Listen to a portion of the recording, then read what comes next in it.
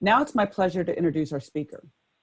Dr. Cliff Rossi is an executive in residence and professor of the practice at Maryland's Smith School of Business.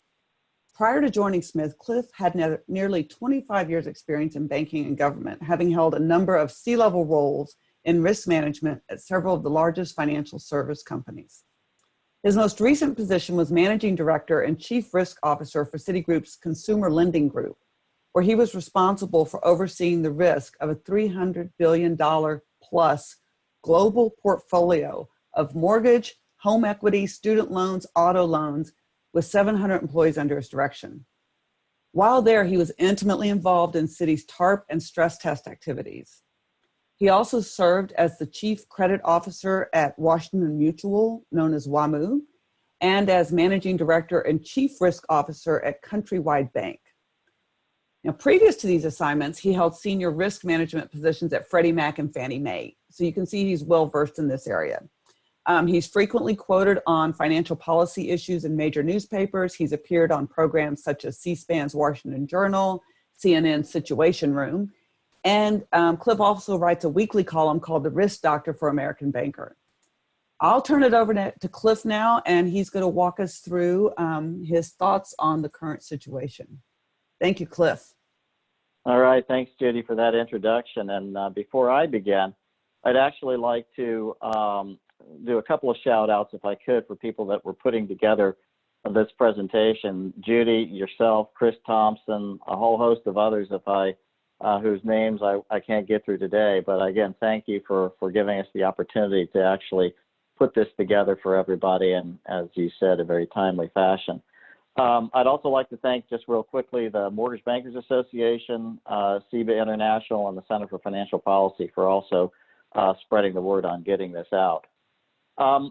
You know, looking back just a month or so ago, a few of us would have predicted actually how abruptly our lives have changed here in the United States and abroad. And as Judy said, we just received our announcement here in the state of Maryland to almost shelter in place. So from that standpoint, it has created an issue for us that we have to kind of remain in our places here. As the COVID-19 crisis has unfolded, it's yet another stark reminder that our ability to anticipate and effectively address the risks of a major crisis without significant human and economic losses remains elusive, even now with all the technology and scientific knowledge that we have available to us. And as a risk manager for the better part of my career here, where I started off, actually, I like to tell people I started off during the S&L crisis of the 1980s and ended it during the financial crisis of 2008, 2009. This latest crisis, though it's not a financial crisis that started it, provides a backdrop to try and answer some of the more interesting questions or try to make sense out of this COVID-19 crisis in the following manner. Why is it that we seem to be caught off guard by crises such as COVID-19, or for that matter, for the financial crisis when it came about? And once we have become aware that they exist, these crises exist, why is our response reactive rather than proactive? And then the last thing I want to take a look at is how do we look at the risk transmission process and understanding the long-lasting impacts from a crisis? So to answer these questions, I'm going to start off first with a couple of simple models that can kind of guide our thinking in this way. The first model is actually drawn from the economist Frank Knight's seminal work on risk, uncertainty, and profit, where he laid out the differences between risk and uncertainty. He said that risk management is not knowing the outcome from an action in advance, rather it's having the ability to reasonably measure its likelihood. Whereas if we're talking about uncertainty, it's a condition that lacks solid facts or data from which to draw reliable inferences of possible outcomes, or where awareness of potential risk outcomes is lacking. So this dichotomy between risk and uncertainty, or having knowledge and awareness of an event, can basically help us frame the COVID-19 problem in two dimensions: the awareness to risk and knowledge or information of that risk. Donald Rumsfeld, several years ago, you may recall, made this framework rather famous in a press conference when he was defense secretary, when he referred to known knowns and unknown unknowns. So if you take a look at this first slide here that I have, ideally, having awareness of a risky event and information or data to understand its potential impact are critical to managing risk in this 2-by-2 fashion. In the last crisis, the financial crisis that is of 2008, some of you also may remember Nassim Taleb famously characterized the financial crisis as a so-called black swan event, one that is essentially impossible to predict and catches everyone by surprise. In terms of our risk decision matrix, a black swan event would be one where we are unaware of such an event and that we have no knowledge or information of its occurrence. So the top rightmost box that you see on this slide. One might be tempted to classify the COVID-19 event as a black swan event or crisis, but it, like most crises, are not new to us. Pandemics have been around since the dawn of civilization. Moreover, the CDC has had a national pandemic strategy in place for years after other events such as the H5N1 flu. And so awareness of a pandemic, I could argue, is known, albeit the exact nature of the virus remains unknown from an informational perspective. If we use that matrix to understanding risk decisions in the financial crisis of 2008, that was also a case of where I would argue we had awareness of subprime mortgage risk. It was in abundance at both the banking institutions as well as the number of the regulatory institutions in markets, but we did not possess the historical database from which to accurately model eventual losses. So it contributed to a poor response to the problem until the crisis was actually in full bloom. In other words, these events are in my mind, less of a black swan, a true black swan type of an event, and more of what I characterize as a gray rhino, where we have awareness that a danger exists, but we're unable to see it in the mist, where a lack of hard evidence shrouds us in a sort of fog of war mentality and response. So it's important to point out that the risk decision matrix itself is dynamic. It's not this static 2x2 that you see here, in that our risk awareness and access to information that can affect decisions on how we attack a crisis can and will change over time. We see that actually in the case of the COVID-19 crisis, where recently Dr. Deborah Birx, who's the Corona Task Force leader, has mentioned that more data on the virus over time will become available, and that's going to help improve the models which she speaks of quite often on how the disease will progress in the United States. So we have this lack of information that's happening right now. Over time, it'll improve, and that in itself will also help improve our awareness of risk as well as our ability to model them more accurately. So to further test the applicability of this risk decision matrix, we can look at a number of other crises in the past. So on this next slide that you see, I've created a crisis-type classification scheme with some notable crises illustrating each type. Crises happen basically at all levels, as you can see: firm-specific, industry-specific, national-specific, and global. And at the firm level, we've seen the Wells Fargo account fraud scandal. I'm sure you've seen it in the headlines: 2 million fraudulently opened accounts at the company. The BP Gulf Deepwater Horizon oil spill that there was a movie made on not a few years ago.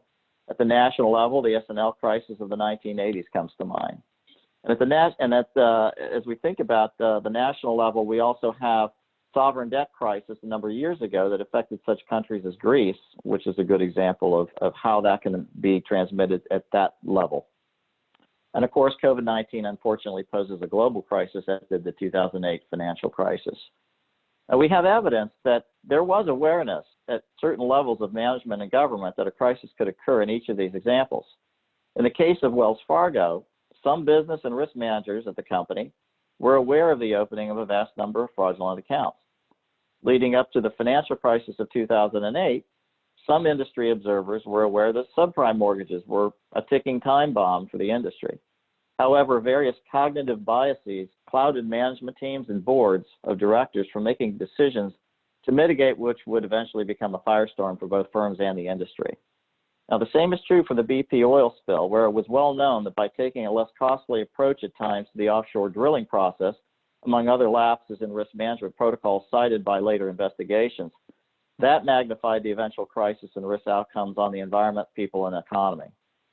So if we take these concepts a bit further, we can start to relate decision-maker behavior to risk awareness, to a crisis timeline, and effective policy response in the following manner.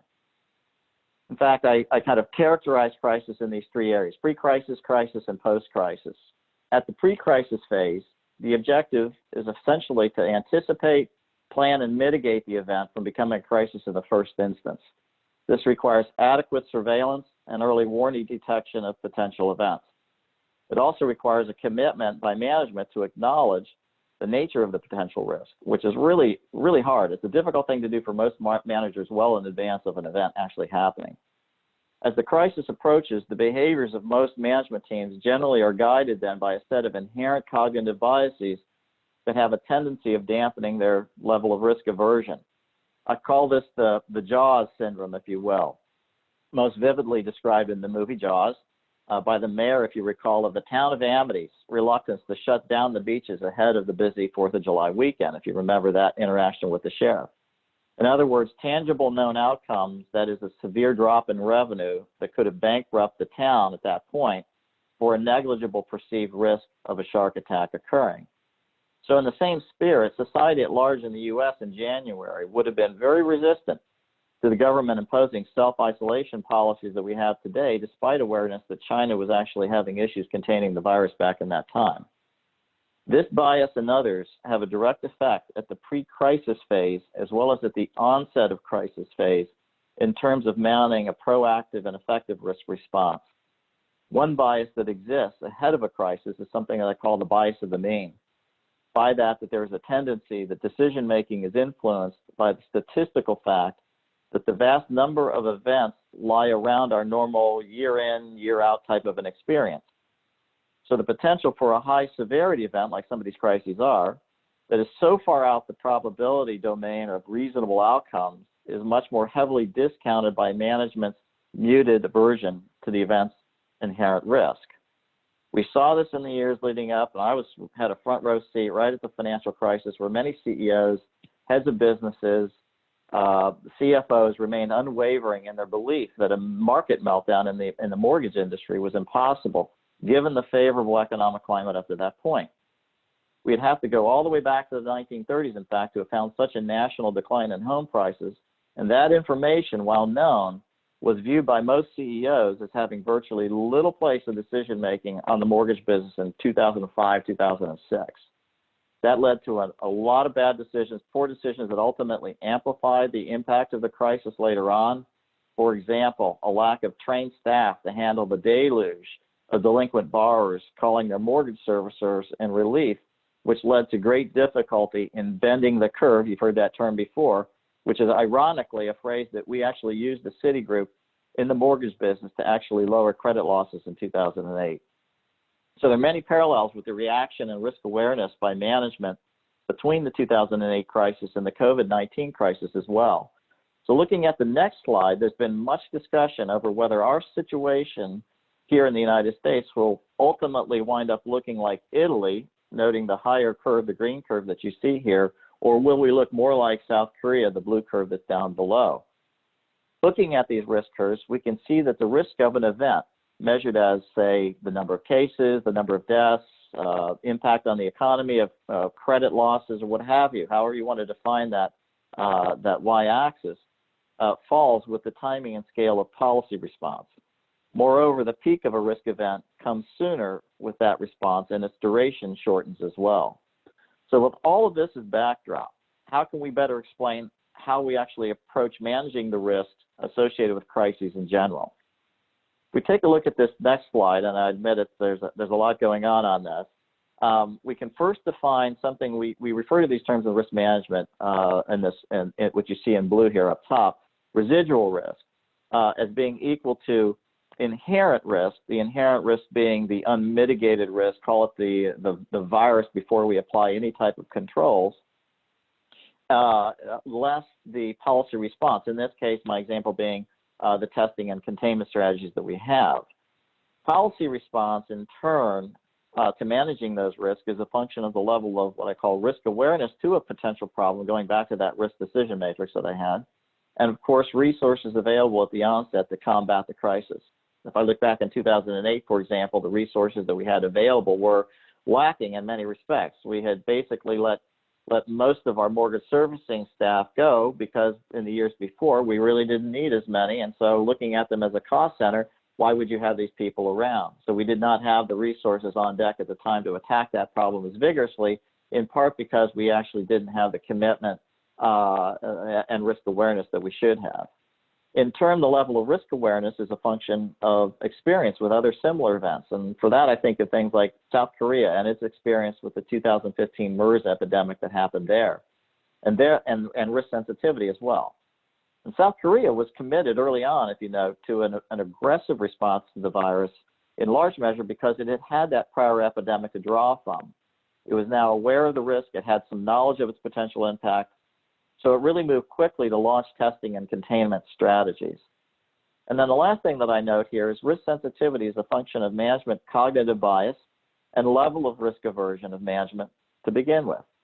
So if we bounce that model that I've just described here of crisis risk management against the COVID-19 crisis in the United States, I think that we can see how its progression, despite the country's efforts thus far, appears to have fallen somewhat short as it did in 2008. And that's not an indictment on what's going on at the federal, state, or local level. It's just kind of what we see.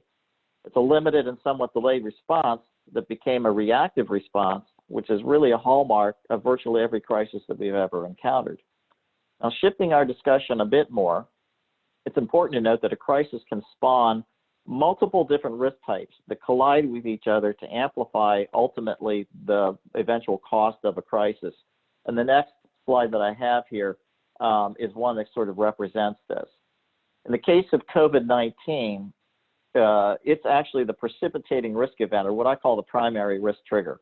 That is a major risk to the health and safety of the country that, as we have seen, has created other risks. And one that I'm thinking of right now is a fairly substantial liquidity risk, which we also had back in 2009, which precipitated, as we see today, an unprecedented move or moves by the Federal Reserve to inject liquidity into financial markets. But on top of that, other secondary risks that we have are credit risk, consumers that are potentially going to default on their mortgages, on other consumer debt, commercial defaults, and even possibly down the road sovereign defaults, countries that actually wind up, because they've had to pay too much into this to bail out their economies, they may suffer as well. On top of that, we have market risk. We've seen, so much enormous volatility in almost all asset classes taking place today. And supply chain risk, one that my colleague Sandy Boyson from the Smith School is going to talk about in much more detail at the next webinar session that we have here. And among these, also, you notice that there's model risk. Well, let me comment on that a little further, since it's fairly timely and something has popped up on that in the last day or so. Before 2008, most large banks, hedge funds, and investment firms were using very sophisticated valuation and risk models to make decisions on what types of loans to originate, what their price should be of those assets, and to quantify risks associated with mortgages and related securities. Now, looking back, as sophisticated, and they were very sophisticated models as they were from a technical standpoint, the data and the assumptions of most of them grossly underestimated mortgage losses. As it relates to the COVID-19 crisis, there are a couple of good examples out there where model risk is seen in evidence today. An important study you may have come across by Imperial College a few weeks ago had estimated that 500,000 deaths could occur in the United Kingdom from COVID-19, and then just last week that was revised downward to 20,000. Even more concerning, at least to me, is that a model cited at yesterday's White House press briefing on the virus appears to be at the center for why the timetable for social distancing was pushed out to April 30th, and that is lacking on multiple dimensions in terms of its validity. That study is the one that you see touted even today on the news networks, estimated somewhere between 80,000 to upwards of 200,000 in a perfect scenario of deaths in the United States. But that model doesn't, or that the authors of that study do not provide any details on the data that was used, the inputs and outputs of the model, or how well the model actually validates and how well it fits, how accurate that model is. If that were a model used by a bank, it would never pass a model validation review from a regulatory standpoint, and yet apparently it's being used as input to make some of the most serious decisions we face in this country at this time relating to the virus. So this is a reminder that in a situation like this, where information is nil and coming at us from all sides, all models are wrong. These risks in turn create a set of potential tertiary risks that you see in the outer side of the ring here in this slide that I refer to as tertiary risk for regulatory, legal, and reputation risk. We saw that during the financial crisis as well, where these other risks, the credit risk, the market risk, ultimately wound up being substantial legal burdens to companies, created massive regulatory risk, and also created massive reputational risk for those who were actually there afterward. So as the crisis progresses and finally subsides, these risks, these tertiary risks, will even add further to the human and direct financial costs of the crisis. So the moral of the story is that these risks tend to be substantially underestimated before the crisis, which can even further lead to poor policy response ahead of it. I'm particularly reminded of the then Bank of America CEO's announcement upon purchasing Countrywide Financial, a company that I had worked at for several years, which was a coveted acquisition back in that time. They bought them for $4 billion, only to find out that the legal and regulatory costs associated with Countrywide would eventually cost B of A tens of billions of dollars. My guess is that if those tertiary risks had been anticipated, I suspect there might have been a different answer in terms of the acquisition. So in wrapping up, I don't think COVID-19 is really a black swan event any more than the 2008 crisis was. Risk awareness existed to know that both were lurking out there for some time, though hard empirical data was in fact lacking. Some management teams then and now were reluctant, if not militant, in their early belief that the risks of a major mortgage crisis or a viral outbreak were simply too far-fetched to believe. The degree of risk awareness and information about a crisis provides the underlying catalyst for determining the effectiveness of response and risk mitigation. Policy responses, I've covered already, depend on factors such as the level of management cognitive biases, experience with previous events, and the level of risk aversion. So the sooner we move to understand what these limiting factors are on decision maker behavior, the better off we're going to be in developing proactive surveillance techniques and policy responses to crises in advance rather than on the fly, and the better our ability to manage these perilous risks will be in the future. So I'm going to stop there in terms of my formal remarks, and I'll turn it back over to Judy and see if we have any questions from the audience at this point. Thank you very much for that. Thank you, Cliff. That was really fantastic and very helpful to try and kind of put some context around this. While people are kind of absorbing that and thinking about their questions, I was curious, as you were kind of making some comparisons there, if you could just go a little bit deeper as someone who had a front row seat, like as you did, to the financial crisis. Could you elaborate just a bit more on what similarities and differences you see in the COVID-19 crisis and the financial crisis? Sure. One of the things, and I kind of referenced it in the document here, but it stands out to me when I'm starting to hear about the fact that we don't have, the staff to be able, if and it sounds like it will ramp up, if COVID-19 virus starts to expand in terms of its infection rate across all sectors of our economy and people, more importantly, it seems to me like that's a very similar sort of to what we experienced back in 2008 when we were clearing the decks to try and get people on board that could actually handle the monumental amount of calls that we were getting from distressed borrowers at the time. And as I alluded to or mentioned actually in my comments, that in the years leading up to 2008, when everything was great, the folks on the mortgage servicing side, we were whittling those groups back because we were looking at them as being more of a cost center than they were contributing to value added at that time, not realizing that we would need them when, in fact, this crisis came upon us. So we're kind of blinded to that. And I talk a lot about these cognitive biases that are out there. And in fact, I will say that, when I was going for my PhD many years ago now, this whole notion of this discipline called behavioral finance seemed to me to be somewhat suspect. But we've seen in the past, decade or more where several Nobel Prize winners have actually come from this field. And as I left the industry, I started to reflect on this even more, and started doing research on this too, and deciding that most everything that we touch in business, industry, whatever, is behavioral. And behavioral at the borrower level, behavioral at the investor level, behavioral, at the management and board level. And those biases that we have, and we all have them, will, as we do today with the COVID-19 crisis, certainly will drive our view on how much risk is really there. So I think those are two big things to keep in mind.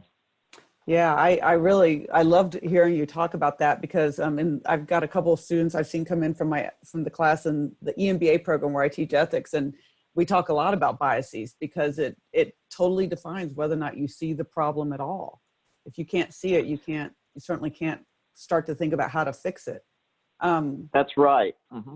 And kind of building on that, so your presentation makes it sound like we might be doomed almost to repeat our mistakes at warding off major crises in the future based on human behavior.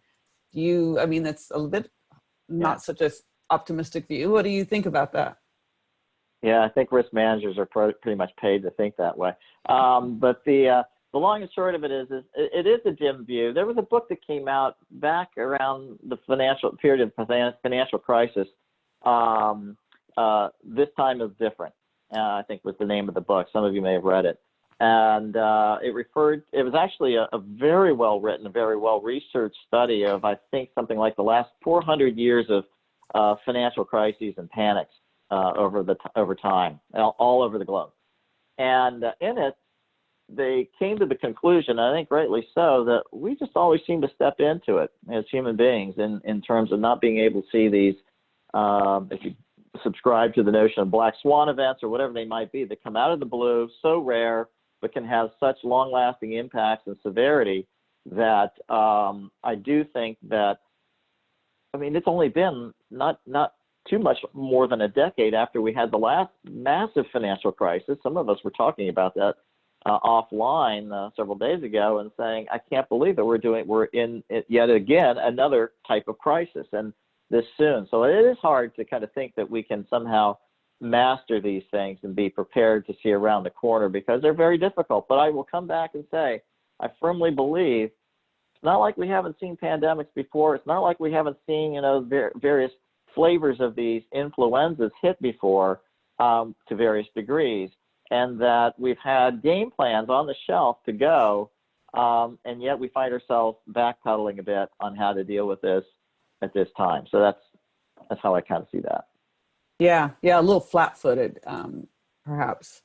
So here's a question from one of our viewers. Has your quantitative risk analysis borne out any breakthrough mitigation or contingency strategies that we should be looking at more closely? Mitigation strategies or containment in the case of COVID-19. That is a good question. The one thing that occurred to me is there has been a bunch of discussion, right, from the president, his team, others in media, and that have kind of been in this discussion framework about, so when's the right time to let everybody back out on the street, so to speak? And there are trade-offs, right? The best I can describe, and when I come back on Wednesday to talk about more of the sizing of this, the best way I would describe this crisis is it's a combination of take the 2008 crisis, throw in the 1918 influenza, and you've probably got something, not quite exactly, but somewhat like what we're talking about here. So we have these twin events, right? In 2008, there was no health or safety issue. So the question in my mind from a risk mitigation standpoint is, at what point should we be thinking about the trade-off between, and I know this is a bad way of putting it, but also kind of going back to what happened right after 9/11 when they had to do this economic sizing of the cost benefit of lives lost in the Twin Towers and whatnot for payout purposes. And you do have to ask a pretty important question, which is at what point do the math on this. Is it appropriate to say the damage that we ultimately do to the economy and to the long-lasting impacts that it will have over time, how will that balance out against lives lost potentially here and now? And I know that's a tough question, and that's at a higher pay grade than mine to be able to make that decision. But as we're thinking about risk mitigation strategies and how to quantify that. I ultimately do think we unfortunately have to get our arms around the balancing act of taking down a $21-22 trillion economy for 4 months, and the deaths that we will see associated with allowing everybody to come back online. And I think what you're now seeing is that trade-off was made several days ago, I suspect, when they were looking at the possibility that in a best case scenario, we would potentially see 200,000 deaths in this country. So I think that's kind of where we happen to be at this point in terms of that balancing act. Mm-hmm. Okay, so here's another question from the audience. It says, today I understand that markets are discounting a shrink in markets aggregate demand. Since there's no clear rebound scenario, what variables would you add to a model to discount post-crisis rebounds? Well, that's a tough one. I go back to the statement that I made earlier on. All models in this world, any macro model that comes out, I don't care if it's Goldman Sachs or JP Morgan, great companies, seen a lot of models in my time, worked and built a lot of models in my time like that. And I will tell you, those models are not up to the task to be able to kind of peer around the corner on those kinds of things. So what kind of extra variables would I like to have? There's a lot of behavioral types of information that I think that'll be actually in an event like this that are going to be much more important than the hard numbers that we have. Remember, the numbers that go into a lot of these models are lagging to some degree, right? We're talking about information on the performance of the economy. You can try to get some coincident and maybe some forward-looking indicators in the market in terms of like how certain asset classes might be performing or what we think is going to happen macroeconomically. But again, those data happened already or are happening now. We can't put them into a statistical model and have them have a good projection outward of what that would look like. At this point, I would be looking for signals on things coming from, market sentiment, right? Consumer sentiment, those kinds of things, to see sort of early indicators of how people are starting to think. Because to keep in mind, the things that have happened to our economy is so driven by consumer, purchases and things that you've had. There is risk to their personal health and safety of their friends and family. They've been knocked over for a loop because they have seen a significant, deterioration in their own personal net worth as a result of market gyrations. And they now face, if they are employed by somebody, worrying about that. Also worrying about whether if they're a business owner, if they're going to be able to open up for business down the road. No wonder why there's now a fourth iteration of stimulus that's kind of on the tracks they're talking about. Which makes me think that if you're talking about variables, I think you'd have to get at some of those behavioral things in order to kind of get a sense of, are things getting better? Certainly some of the information about, I'll tell you what a key one will be for me. The seminal moment for when I personally believe when the market will be in a transition state will be when there is a public announcement with some degree of confidence that a therapeutic drug has been identified that is readily available to the population, that has been shown to stem the progression into having to go to a ventilator, meaning that it will be shown that it will not, that the virus does not necessarily need to continue down this path of increased fatalities. If we see that, I think that's a real game changer for all of us. But we'll see. Yeah. Well, I hope we get that. Obviously, I know we all do, but that seems like a long ways off to me. Okay, a couple of more questions that have come in. Will COVID-19, will this health crisis prompt reassessment of corporate credit crisis going forward? Well, I think the COVID-19 crisis will certainly be one where there'll be lots of room for introspection afterward on multiple dimensions. That will certainly be one area. There's always this perennial debate when we get into a crisis of this magnitude where the government is forced to bail some companies out and other companies not. We saw that, in the financial crisis days of picking winners and losers, they say. And that's always a difficult problem that you get pros and cons as to whether or not you want the government in there actually doing that. As it relates to corporate credit issues, I think there's probably room to kind of re-examine, the nature of how much leverage is out there in the industry in general. But I think the market can kind of handle a lot of that on their own. I think fundamentally, you have to remember, and people have said this time and time again, this is not what's happened now in terms of the stimulus packages that are available now to companies, large and small, is not because they did something bad, right? This is an event, like I said, that primary trigger event was COVID-19 that now is transmitted to the rest of the economy and created all these other risks that cascade onto these other companies and ourselves as well.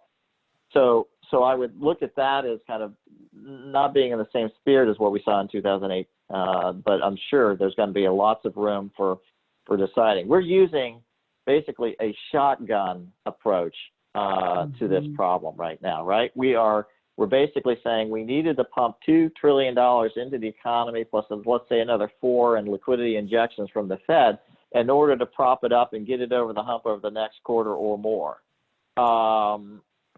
Probably, as we look back, just like for the 2008 stimulus, not optimal, but it got us through. My biggest concern down the road is the long-lasting impacts this has as a country in terms of our debt financing.